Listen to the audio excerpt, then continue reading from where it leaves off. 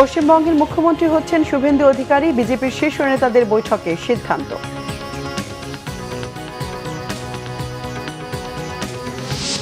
সাহিত্যের সর্বক্ষেত্রে ছিল কবিগুরুর পদচারণা।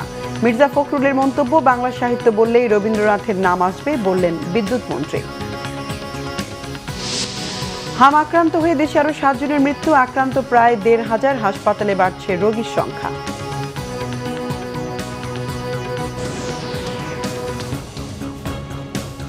দেখছিলেন ক্রাউন সিমেন্ট সংবাদ শিরোনাম। শুভেন্দু অধিকারী হচ্ছেন ভারতের পশ্চিমবঙ্গ রাজ্যের মুখ্যমন্ত্রী।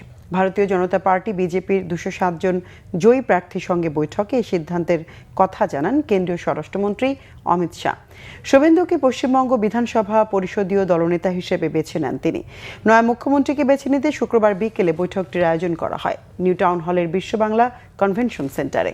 সেখানে উপস্থিত ছিলেন নবনির্বাচিত বিধায়করা। বৈঠকের পর নতুন মুখ্যমন্ত্রীর নাম ঘোষণা করেন বিজেপি নেতৃত্ব। বিধায়কদের সমর্থন নিয়ে শুভেন্দু এবার লোকভবনে যাবেন এবং রাজ্যপাল RN রবির কাছে সরকার গঠনের আর্জি জানাবেন। শনিবার কলকাতার ব্রিগেড প্যারেড গ্রাউন্ডে নতুন রাজ্য সরকারের শপথ অনুষ্ঠান হবে। শপথ অনুষ্ঠানে উপস্থিত থাকবেন ভারতের প্রধানমন্ত্রী নরেন্দ্র মোদী। সকালে তিনি পশ্চিমবঙ্গের মাটিতে পা রাখবেন।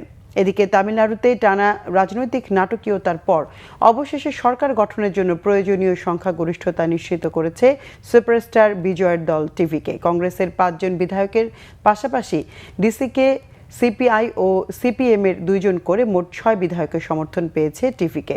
এতে বিজয়ের দল টিভিকে সমর্থিত আসন 119-এ পৌঁছেছে।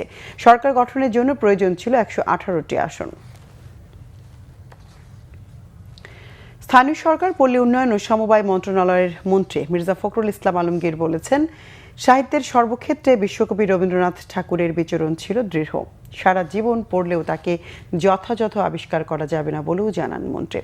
নওগাঁর পতিশরে বিশ্বকবির 165তম জন্মবার্ষিকী উপলক্ষে আলোচনা সভায় প্রধান অতিথির বক্তব্যে তিনি এসব কথা বলেন।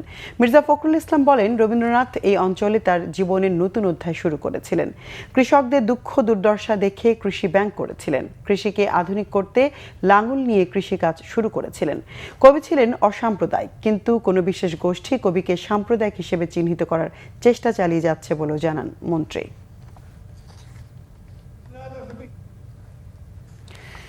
বিদ্যুৎ, জ্বালানি ও খনিজ সম্পদ মন্ত্রী ইকবাল হাসান মাহমুদ টুকু বলেছেন, বাংলা সাহিত্যের গুরু রবীন্দ্রনাথ ঠাকুর কাচারি বাড়িতে বসে অঞ্চলের মাটি ও মানুষকে ভালোবেসেই অসংখ্য গান, কবিতা, উপন্যাস লিখেছেন। তার রচিত গান ও সাহিত্যকর্ম এদেশের মানুষ যুগ যুগ স্মরণ করবে। সিরাজগঞ্জের শাহজাদপুরের কাচারি বাড়িতে কবির 165তম জন্মবার্ষিকী উদযাপনের উদ্বোধনকালে তিনি এসব কথা বলেন। ইকবাল হাসান মাহমুদ টুকু বলেন, বাংলা সাহিত্য কথা বলতে গেলেই রবীন্দ্রনাথ ঠাকুরের নামই প্রথম আসে। নানা আয়োজনের মধ্য দিয়ে বিশ্বকবিকে দেশবাসী স্মরণ করছে বলেও জানান মন্ত্রী। উপস্থিত ছিলেন স্বাস্থ্য প্রতিমন্ত্রী ডক্টর M A মোহিত সহ অন্যান্যরা। বাংলার সাহিত্যের গুরু এবং আমরা বাংলার সাহিত্যে কিন্তু স্মরণ করি, রবীন্দ্রনাথকে স্মরণ করি। সেই জন্য আমরা এখানে ওনার কুটি বাড়িতে এখানে অনেক কবিতা লিখেছেন, সেই স্মৃতি জড়িত এই কুটি বাড়িতে আমরা পালন করছি, যাতে তার কবিতা, তার গান বাঙালির মনে আছে, সেটাকে স্মরণ করিয়ে দেওয়ার জন্য। আইন, বিচার ও সংসদ বিষয়ক মন্ত্রী মোহাম্মদ আসাদুজ্জামান বলেছেন, জুলাই সনদ বাস্তবায়ন অধ্যাদেশ ফ্রড অফ কনস্টিটিউশন, এটাকে বৈধতা দেওয়ার জন্য গণভোট অধ্যাদেশ করা হলেও তা অবৈধ। সকালে খুলনায় আইনজীবীদের সংবর্ধনা ও নবীন বরণ অনুষ্ঠানে প্রধান অতিথির বক্তব্যে তিনি সব কথা বলেন। আসাদুজ্জামান বলেন, প্রধানমন্ত্রী স্পষ্টভাবে বলেছেন, সরকার জুলাই সনদ বাস্তবায়নের জন্য ঐক্যবদ্ধ। তবে দেশের স্বার্থে বিএনপি কিছু বিষয়ে নোট অফ ডিসেন্ট দিয়েছে, যা বিএনপি নির্বাচনী ইশতেহারে ছিল। বিএনপি এখন তা বাস্তবায়ন করছে। অর্ডিন্যান্স দিয়ে সংবিধান পরিবর্তন করা যায় না বলেও জানান মন্ত্রী। দেশে হামে আক্রান্ত হয়ে আরও 7 জনের মৃত্যু হয়েছে। নতুন করে হাম শনাক্ত হয়েছে 1464 94 জনের শরীরে। গত 24 ঘন্টায় হামে আক্রান্ত হয়ে সিলেট ও সুনামগঞ্জে 3 শিশুর মৃত্যু হয়েছে। তাদের বয়স 5 থেকে 7 মাসের মধ্যে। এর মধ্যে সিলেট সদর উপজেলার সুরমা আঞ্জলি এলাকার 5 মাস বয়সী মাহাদি হাসান সিলেট শহীদ শামসুদ্দিন আহমেদ হাসপাতালে চিকিৎসাধীন অবস্থায় মারা যায়।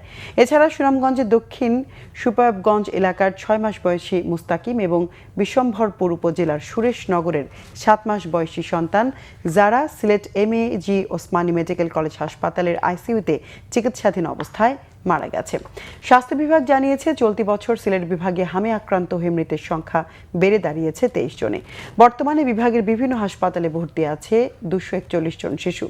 এদিকে গত 24 ঘন্টায় উপসর্গ নিয়ে হাসপাতালে ভর্তি হয়েছে আরও 53 জন। ময়মনসিংহ মেডিকেল কলেজ হাসপাতালে হামে আক্রান্ত হয়ে আরও 16 শিশু ভর্তি হয়েছে। আইসোলেশন ওয়ার্ডে এখনও চিকিৎসাধীন 87 শিশু। পরিবারের সচ্ছলতার আশায় গিয়েছিলেন লেবাননে, ফিরলেন কফিনবন্দি হয়ে। ফরিদপুরের মুন্সিরচরে নিজ জমিতেই দাফন করা হলো লেবাননে ইসরায়েলি হামলায় নিহত রেমিটেন্স যোদ্ধা দীপালিকে। সকাল 8:30টার দিকে ফরিদপুরের চর ভদ্রাসন উপজেলার চর হাজীগঞ্জের পূর্ব শালেপুরের মুন্সিরচর গ্রামে তার মৃতদেহ এসে পৌঁছলে সেখানে এক আবেগঘন পরিবেশ সৃষ্টি হয়। বাড়ির পাশে মুন্সিরচর মসজিদ প্রাঙ্গণে নামাজে জানাজা শেষে নিজ জমিতেই তাকে দাফন করা হয়। জানাজায় অংশ নেন প্রবাসী কল্যাণ ও বৈদেশিক কর্মসংস্থান কার্যালয়ের সহকারী পরিচালক মোহাম্মদ আশিক সিদ্দিকী ও উপজেলা সহকারী কমিশনার জায়েদ হোসাইন। এছাড়াও মোবাইলে নিহতের পরিবারের খোঁজ খবর নেওয়া সহ তাদের সান্ত্বনা দেন জেলা প্রশাসক মোহাম্মদ মাজহারুল ইসলাম। দীপালি ওই গ্রামের দিনমজুর শেখ মুফাজ্জলের মেয়ে।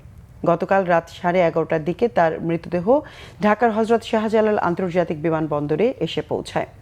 পররাষ্ট্র প্রতিমন্ত্রী শামা ওবায়দ ইসলাম ও প্রবাসী কল্যাণ মন্ত্রণালয়ের ভারপ্রাপ্ত সচিব আহমাদুল হক বিমানবন্দরে দীপালির মরদেহ গ্রহণ করেন। সেখানে আনুষ্ঠানিকতা শেষে দীপালির বাবা শেখ মোফাজ্জল ও ভাই শেখ ওবায়দুরের কাছে মৃতদেহ হস্তান্তর করা হয়। পররাষ্ট্র প্রতিমন্ত্রী জানান, আর্থিক অনুদান হিসাবে দীপালির পরিবারকে 13 লাখ টাকা দেয়া হচ্ছে। সারা দেশের আরো কিছু খবর নিয়ে দেখুন একটি ডেস্ক রিপোর্ট। দেশকে এগিয়ে নিতে হলে শান্তির নীড় হিসেবে গড়ে তুলতে হবে, যেখানে কোনো চাঁদাবাজ, সন্ত্রাস, ভূমিদস্যু অথবা মাদক ব্যবসায়ীর স্থান হবে না, বলেছেন ঢাকা 2 আসনের সংসদ সদস্য আমানুল্লাহ আমান। তেঁতুলঝোড়া ইউনিয়নে একাধিক সড়কের উদ্বোধন শেষে তিনি একথা বলেন। এ সময় সবাইকে উন্নয়নমূলক কাজে সহযোগিতা করার আহ্বান জানান তিনি। দলের একজন কর্মী হিসেবে নির্বাচনের আগে বিএনপির দেওয়া প্রতিশ্রুতি বাস্তবায়নে তিনি বদ্ধপরিকর বলে জানিয়েছেন মাদারীপুর 3 আসনের সংসদ সদস্য আনিসুর রহমান খোকন তালুকদার। কালকিনিতে লক্ষ্মীপুর উপপ্রকল্পের 4টি খালের পুনঃখনন কাজের উদ্বোধন শেষে প্রধান অতিথির বক্তব্যে তিনি একথা বলেন। ঝালকাঠির নলছিড়িতে স্বেচ্ছাসেবী সংগঠন উই ক্যান চেঞ্জের উদ্যোগে বিনামূল্যে চিকিৎসা সেবা ও ঔষধ বিতরণ করা হয়েছে। নলছিটি উপজেলার রানাপাশা মাধ্যমিক বিদ্যালয় প্রাঙ্গণে বসা এই ক্যাম্পেইনে 5 শতাধিক রোগীকে চিকিৎসা সেবা দেওয়া হয়। ক্যাম্পে শিশু মেডিসিন ও শিশু সার্জারি বিশেষজ্ঞ ছাড়াও চক্ষু বিশেষজ্ঞ, মেডিসিন বিশেষজ্ঞ এবং কুষ্টিবিদরা সেবা দেন। লক্ষ্মীপুরে প্রান্তিক রোগীদের জন্য ফ্রি হেলথ ক্যাম্প এবং ন্যূনতম মূল্যে রোগ নির্ণয়ের ব্যবস্থা করেছে এক্স নটরডেমিয়ান্স ওয়েলফেয়ার ফাউন্ডেশন। বটতলী প্রাথমিক বিদ্যালয়ে সকাল থেকে বিকাল পর্যন্ত চলে সেবাদান। রিজুভা ওয়েলনেস ও প্রোব ডায়াগনস্টিকের সহায়তায় ক্যাম্পের আয়োজন করা হয়। নটরডেম কলেজের প্রাক্তন শিক্ষার্থী ও চিকিৎসকরা ক্যাম্পে অংশ নেন। গাজীপুরের কালিয়াকৈরে এলাকাবাসীর উদ্যোগে মাদক বিরোধী আলোচনা সভা ও র্যালি হয়েছে। সকালে মধ্যপাড়া ইউনিয়নের ঠাকুরপাড়া বাজার এলাকায় হয় আয়োজন। এ সময় মাদকমুক্ত সমাজ গড়তে সবাইকে ঐক্যবদ্ধ হওয়ার আহ্বান জানান বক্তারা। দিনাজপুরের হিলিতে সমাজ কল্যাণ মন্ত্রী আবু জাফর মোহাম্মদ জাহিদ হোসেনের মায়ের জন্য মিলাদ ও দোয়া মাহফিল অনুষ্ঠিত হয়েছে। বিএনপির আয়োজনে জুম্মার নামাজ শেষে দক্ষিণপাড়া উপজেলা মডেল মসজিদে বিশেষ মোনাজাত করা হয়। এ সময় মরহুমার আত্মার শান্তি কামনা এবং দেশ ও জাতির কল্যাণে দোয়া হয়। পরে মাদ্রাসায় খাবার বিতরণ করেন নেতাকর্মীরা। সিরাজুম শুভ, বাংলা ভিশন, নিউজ ডেস্ক। দর্শক, এ ছিল এখনকার মতো। পরের সংবাদ সন্ধ্যা 7:30টায় দেখার আমন্ত্রণ রইল। ধন্যবাদ।